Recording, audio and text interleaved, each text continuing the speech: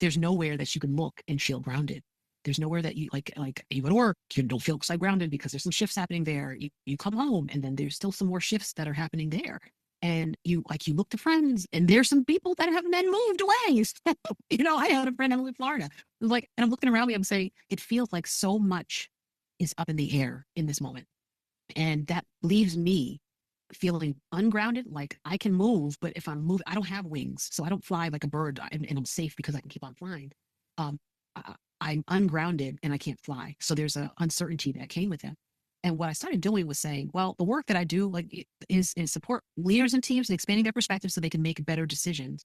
So in this space, I would be a hypocrite if I didn't eat my own dog food. I didn't take my own lessons and see how they apply in this moment. And I can't say, Erin, I'm not going to be here on your podcast and say I'm doing this perfectly and I have implemented everything. And yes, you should listen to me because I'm not going to pretend that because that's not true. Okay. I felt 2 weeks, just 2 weeks ago, and I think I wrote you like, oh, you wrote to me and I completely missed it because so much was up in the air that I couldn't keep stock of everything that I was supposed to respond to. So much was up in the air, all of that movement. But I also, I'm really pleased that I went to a conference last week. And in that conference, it was actually the CEO of a very large electrical utility, the fourth largest in the country. And he made a comment. He told a story about how they experienced this tremendous loss. And in that loss, one of the leaders, one of his direct reports, the leaders had to face the public, essentially face the public. And in doing so, one thing he shared with them is like, almost begin with the end in mind. Like, think about how you want to lead in this moment. Before you say anything else, just think about people are watching you. How do you want to be remembered? And I don't want to look outside and say, oh, people watching me, so I have to do this thing, because that's not fair. That's not fair when you're feeling upended, when you're feeling disrupted. It's not fair to say, oh, because people are watching you. That's not why you should make a decision. It's, I am in a position that I'm not comfortable. How do I want to remember this moment? Because I'm uncomfortable. And chances are, if I'm uncomfortable right now, there's something that's growing in me.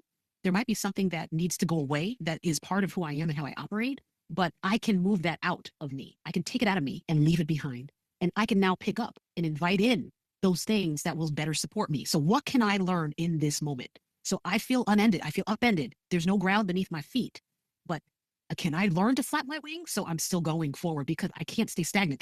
Then I'll fall. If there's no ground, I'm going to fall. Do you understand? So I need to keep moving.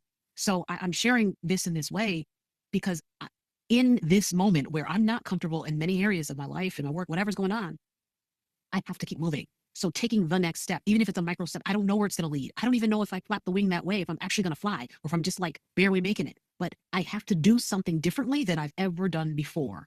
But the only way is to keep moving. I can't stop because there's no ground under my feet right now.